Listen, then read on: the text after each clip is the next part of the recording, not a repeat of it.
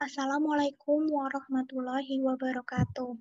Kami dari kelompok 8 akan mempresentasikan mengenai penyusunan laporan audit. Sebelumnya, perkenalkan kelompok kami ada Adin Husnul Nabila, kemudian ada Mupolilur Rohman, dan yang terakhir ada saya sendiri, Mega Hemamalini Fornia Gangga.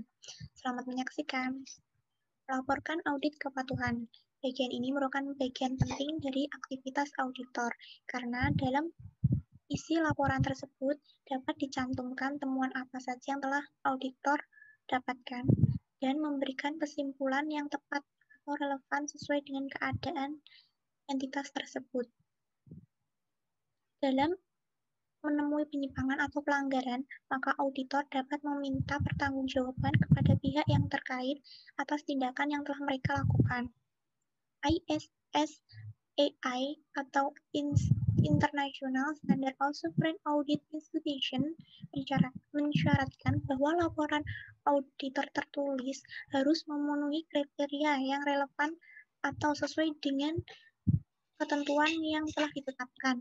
Laporan tersebut harus bisa digunakan atau dapat dipahami oleh pihak pengguna, baik internal maupun eksternal. Maka laporan audit kepatuhan tersebut harus memenuhi prinsip kelengkapan, objektivitas, ketepatan waktu, dan proses kontradiktif, baik dari segi isi maupun bentuknya. Pertama, mengenai kelengkapan, yaitu mengharuskan auditor untuk mempertimbangkan semua bukti yang telah auditor dapatkan sebagai bahan pertimbangan auditor di akhir laporan. Kemudian ada objektivitas, ini mengharuskan auditor untuk bersikap secara profesional dan skeptisisme terhadap apa yang telah mereka dapatkan dan tidak menyembunyikan apapun dalam proses auditor dan memberikan kesimpulan yang relevan mengenai entitas tersebut. Kemudian ada yang ketiga, ada ketepatan waktu, yaitu mensyaratkan auditor untuk menerbitkan laporan audit kepatuhan sesuai dengan batas waktu atau perjanjian yang telah disepakati. Yang keempat yaitu proses yang kontradiktif, yaitu mengharuskan auditor untuk meminta informasi dari pihak yang bertanggung jawab dan menyamakan informasi tersebut kepada dokumen atau bukti yang auditor dapatkan.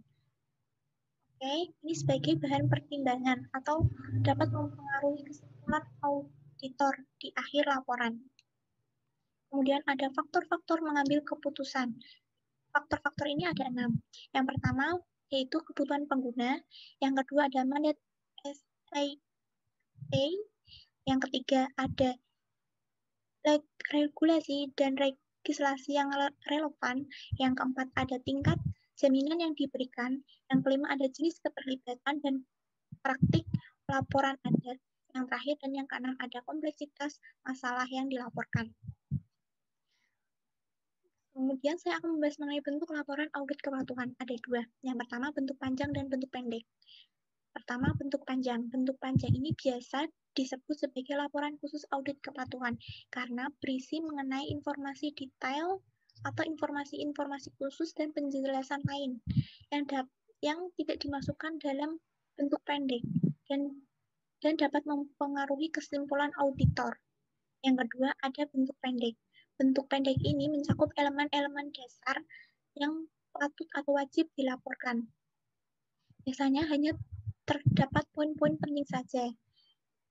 Dan ditujukan biasanya untuk pengguna manajer karena mencakup poin-poin penting atau elemen-elemen yang patut dilaporkan saja. Format dalam bentuk pendek ini biasanya menggunakan format yang lebih standar. Kemudian saya akan membahas mengenai isi laporan audit kepatuhan. Ada 13. Yang pertama judul. Judul ini harus singkat dan harus menggambarkan keseluruhan isi audit laporan tersebut. Yang kedua ada penerima. Dalam mengidentifikasi pihak atau pihak yang dapat menerima laporan audit kepatuhan biasanya merupakan pihak yang bertanggung jawab dalam entitas tersebut. Namun tidak dapat dipungkiri bahwa pihak luar atau eksternal juga membutuhkan laporan audit kepatuhan tersebut, biasanya seperti investor atau pemegang saham. Mereka membutuhkan laporan audit kepatuhan ini untuk memastikan apakah perusahaan tersebut telah mematuhi standar audit yang telah ditetapkan. Kemudian yang keempat ada identifikasi dan deskripsi materi pelajaran.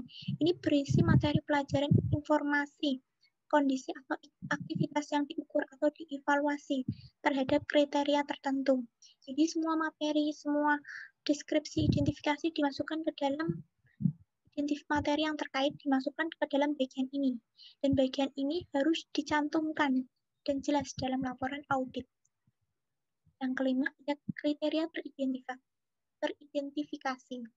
Setelah tadi deskripsi materi pembahasan dicantumkan, maka dipilih kriteria teridentifikasi yang sesuai dalam proses audit tersebut. Kemudian yang keenam ada identifikasi standar auditing yang diterapkan dalam melakukan pekerjaan. Ini berisi mengenai standar audit apa yang digunakan, yang diterapkan auditor dalam melakukan pekerjaan tersebut. Oke, jadi ini merupakan identifikasi standar audit yang telah auditor lakukan dalam melakukan pekerjaan tersebut. Yang ketujuh ada ringkasan pekerjaan yang dilakukan. Ini berisi pekerjaan atau kegiatan apa saja yang auditor lakukan selama proses audit dilakukan. Yang kedelapan ada temuan. Temuan ini berisi masalah data atau fenomena-fenomena tertentu atau temuan apa yang auditor berhasil dapatkan selama proses audit. Kesembilan, ada kesimpulan atau pendapat. Ini merupakan bagian penting di dalam laporan audit kepatuhan karena di sini auditor akan memberi kesimpulan. Kesimpulan apa yang sesuai atau relevan pada entitas tersebut. Yang ke-10 ada tanggapan dari entitas yang diaudit. Ini merupakan berisi tanggapan dari pihak yang bertanggung jawab dari entitas tersebut.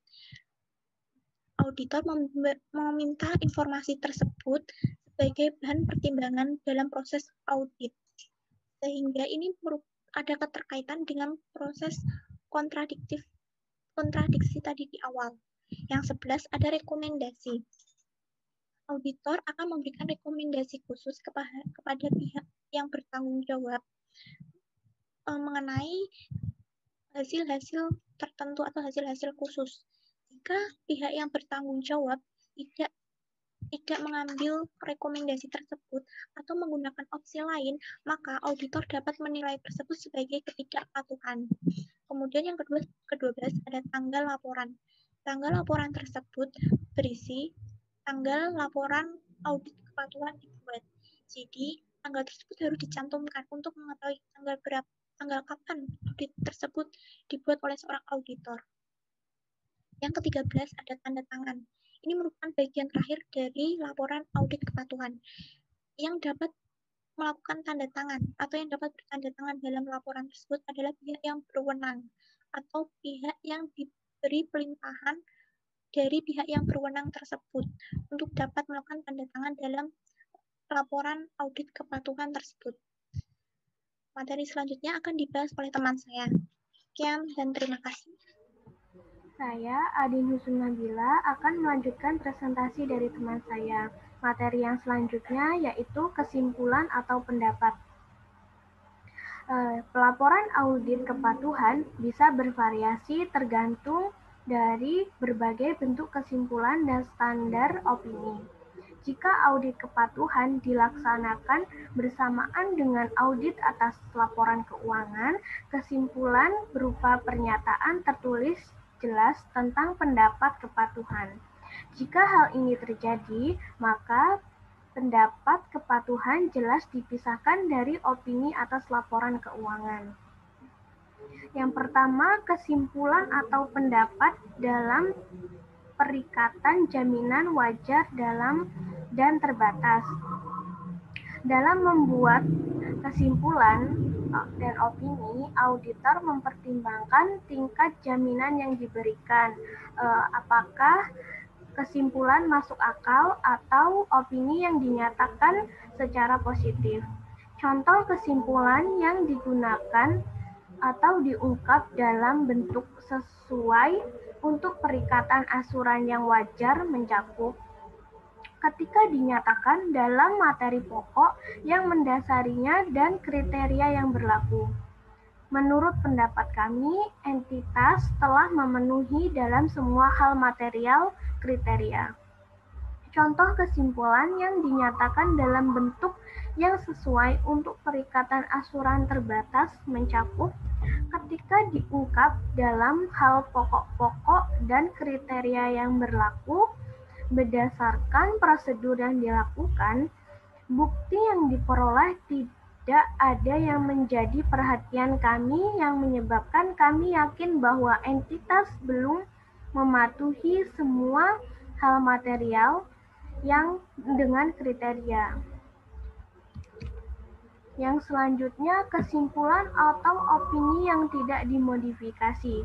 Jika auditor tidak memiliki contoh ketidakpatuhan material untuk melaporkan, auditor mengungkapkan kesimpulan yang tidak dimodifikasi.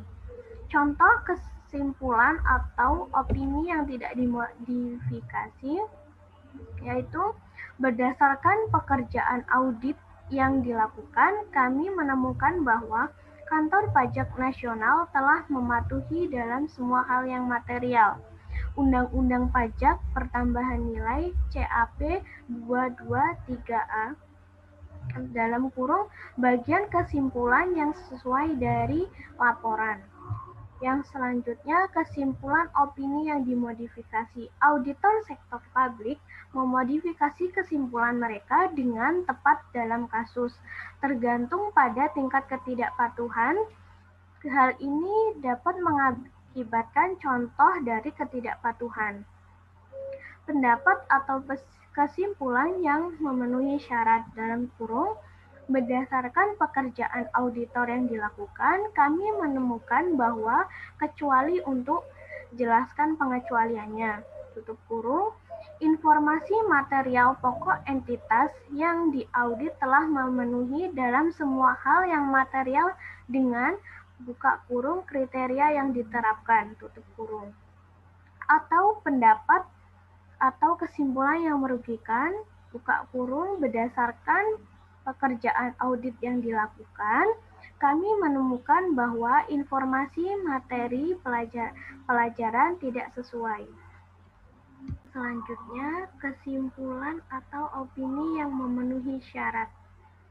Auditor dapat menyimpulkan memenuhi syarat ketika pertimbangan profesional auditor, efek dan kemungkinannya dalam suatu hal tidak begitu material sehingga menjamin kesimpulan. Contoh kesimpulan atau pendapat yang memenuhi syarat. Berdasarkan audit yang dilakukan, kami menemukan bahwa kecuali untuk kasus ketidakpatuhan yang disebutkan dalam paragraf dasar, untuk kesimpulan berkualitas, Kantor Pajak Nasional telah memenuhi dalam semua hal yang material dengan Undang-Undang Pajak Pertambahan Nilai CAP 223A. Yang selanjutnya, kesimpulan opini yang merugikan. Merugikan jika penyimpangan kepatuhan bersifat material dan meluas. Contoh kesimpulan yang merugikan yaitu berdasarkan pekerjaan audit yang telah dilakukan, kami menemukan bahwa karena pentingnya hal yang disebutkan dalam paragraf dasar kesimpulan yang merugikan atas Kantor Pajak Nasional tidak mematuhi dalam semua hal yang material dengan Undang-Undang Pajak Pertambahan Nilai CAP 223A.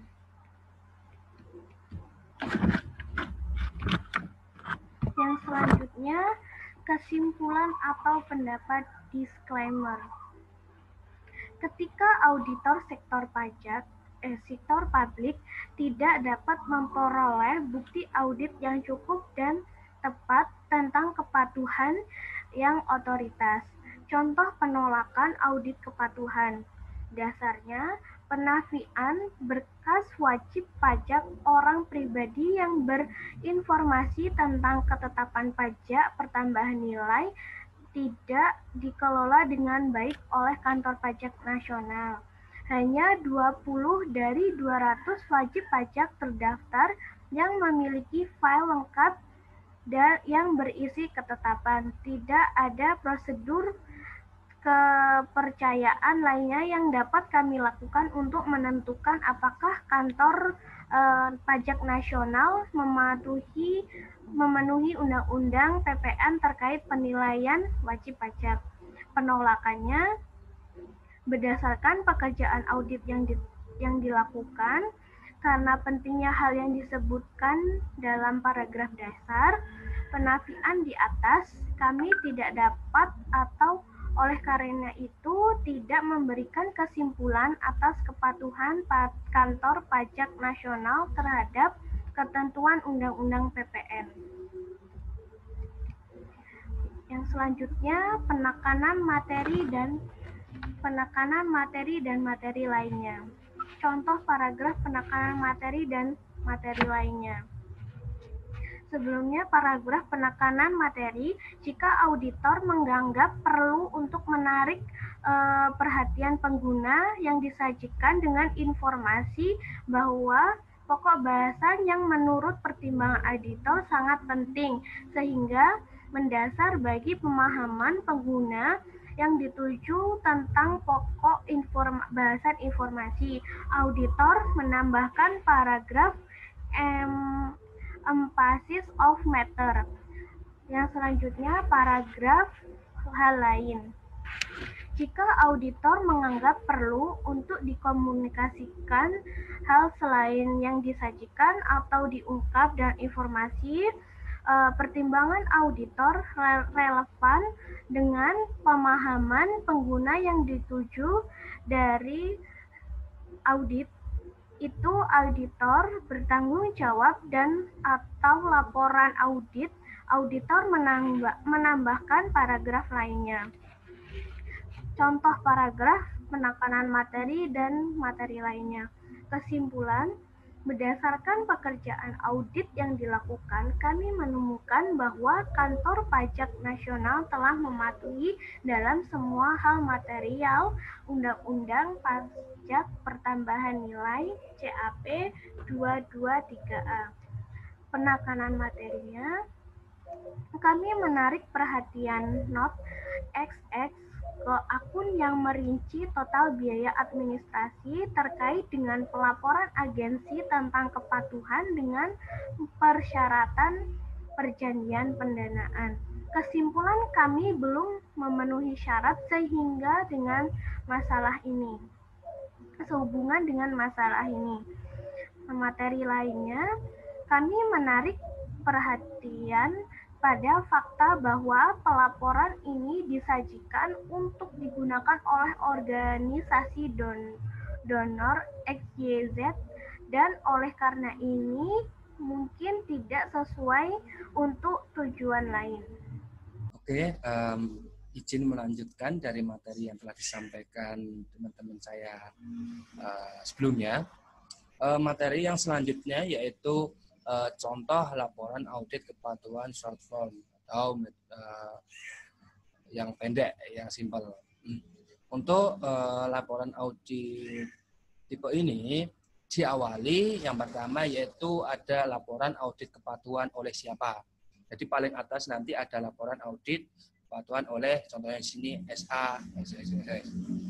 Sehabis itu di bawahnya yaitu ada penerimaannya sesuai, penerimanya siapa. Contohnya di sini yang terhormat Bapak organisasi donatur EGY.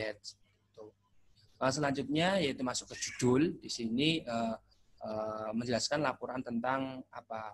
Di sini contohnya laporan tentang kepatuhan APC Badan Pemerintah dengan ketentuan perjanjian pendanaan dengan organisasi donor EGY tanggal bla bla bla seperti itu. Yang selanjutnya masuk ke paragraf pembuka. Di sini kami telah mengaudit siapa, mengaudit apa. Contohnya di sini kami telah mengaudit kepatuhan lembaga pemerintahan ABC persyarat perjanjian pendanaan dengan organisasi donor EGZ tertanggal bla bla bla bla bla, sebagaimana ditetapkan akun proyek untuk tahun berakhir tahun berapa, akhir tahun 31 Desember tahun 2019, menentukan total pengeluaran sebesar berapa dolar. Selanjutnya yaitu masuk ke paragraf tanggung jawab manajemen. Di sini dicontohkan menurut ketentuan perjanjian pendanaan dengan donor organisasi EGZ tertanggal sekian, manajemen lembaga pemerintahan ABC bertanggung jawab untuk apa? Di sini contohkan mempersiapkan lengkap akun proyek sesuai dengan persyaratan pendanaan tersetujui. Sehabis itu masuk ke dalam paragraf jawaban auditor. Jawaban auditor ini untuk mengungkapkan kesimpulan secara independen akun proyek berdasarkan audit dari kami. Pekerjaan kami dulu dilakukan sesuai dengan prinsip-prinsip tersebut mengharuskan kita untuk mematuhi etika, persyaratan, dan merencanakan serta melaksanakan audit untuk memperoleh jaminan yang wajar. Akan apa? Di sini penggunaan dana proyek mematuhi dalam semua hal material dengan persyaratan perjanjian pendanaan tertanggal sekian, tanggal berapa. Lalu habis itu masuk ke bagian kesimpulan. Di bagian kesimpulan ini auditor menyampaikan kesimpulan dari apa yang diauditnya. Di sini berdasarkan pekerjaan audit yang dilakukan, kami menemukan bahwa terjadi apa. Nah, di sini dicontohkan pemerintah menggunakan dana proyek oleh penggunaan dana proyek oleh lembaga ABC yang diterima dari donor organisasi EGZ telah mematuhi dalam semua hal material dengan ketentuan perjanjian pendanaan tertanggal yang tadi di atas sekian. Sehabis itu masuk ke bagian akhir. Di bagian akhir nanti ada tanggal laporan auditor. Nah, auditor ini dilakukan pada tanggal berapa dan juga tanda tangan auditor. Jadi kepala auditor yang menandatangani. Sehabis bab ini kita akan membahas terkait tindak lanjut audit. Mengapa sih harus menindaklanjuti hasil audit? Tindak lanjut ini mempunyai banyak tujuan, di antaranya untuk beberapa pihak ya. Di sini ada 3 pihak. Yang pertama yaitu untuk pihak yang bertanggung jawab. Yang kedua yaitu untuk pihak pengguna. Dan yang terakhir untuk auditor. Yang pertama untuk pihak yang bertanggung jawab, di sini menindaklanjuti untuk menunjukkan keefektifan entitas yang diaudit dalam menangani masalah. Untuk efektif enggak sih entitas untuk menangani masalah-masalah selama ini. Untuk pengguna, ini untuk memberikan update tentang apa yang telah dicapai oleh pihak yang bertanggung jawab dan gap yang ada. Tapi jika ada gap ya. Jadi untuk memberikan upgrade, memberikan informasi kepada pihak yang bertanggung jawab.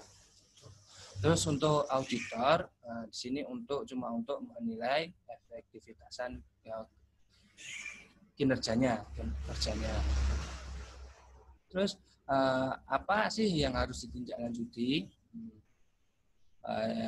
Berikut ini ada beberapa contoh yang harus ditindaklanjuti. Yang pertama yaitu rekomendasi dalam laporan audit. Jadi laporan audit itu rekomendasinya harus jalankan seperti itu.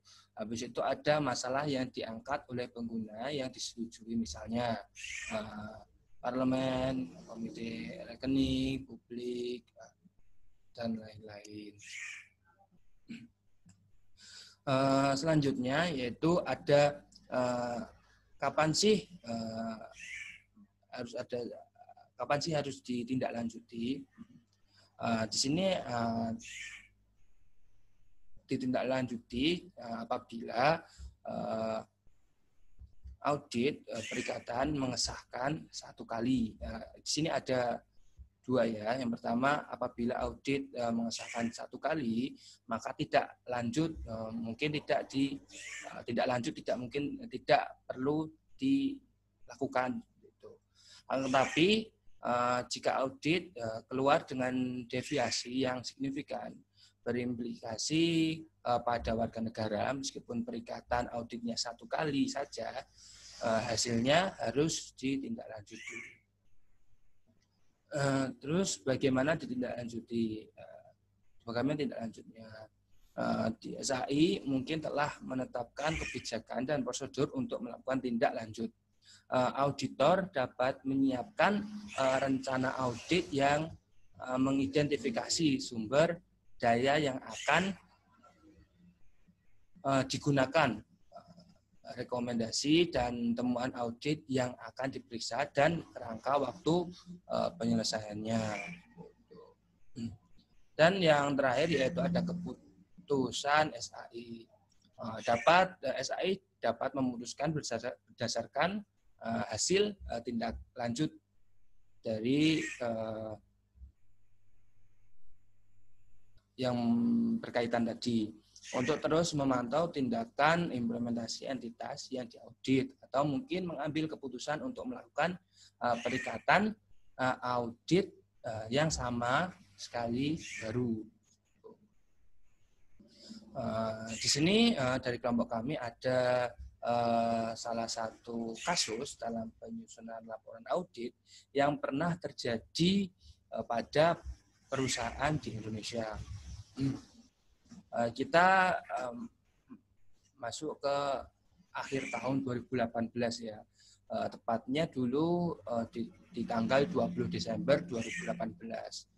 Di sini Dewan Pengurus Ikatan Akuntansi Publik Indonesia (IAPI) melakukan pemanggilan terhadap suatu entitas penyedia barang sebagai rekan yang termasuk ke dalam badan usaha milik negara atau BUMN. Dengan laporan auditnya tahun 2017 yang diindikasi terjadi pemalsuan. Perusahaan tersebut telah menyusun laporan keuangan. Jadi perusahaan tersebut memasukkan laporan keuangan. Namun saat proses audit dilakukan, ternyata disangkal oleh akuntan publik yang tertera namanya dalam laporan dan surat komunikasi di antara mereka. Jadi laporan setelah dikeluarkan tadi ternyata disangkal oleh akuntan publik yang tertera dalam surat tersebut. Diduga korespondensi terkait dengan proses audit tersebut dilakukan dengan oknum freelance yang tidak bertanggung jawab dengan menarik nama akuntan publik yang telah berizin resmi. Mengenai pemalsuan tersebut, perusahaan mengalami kerugian karena telah di blacklist oleh salah satu BUMN yang mengakibatkan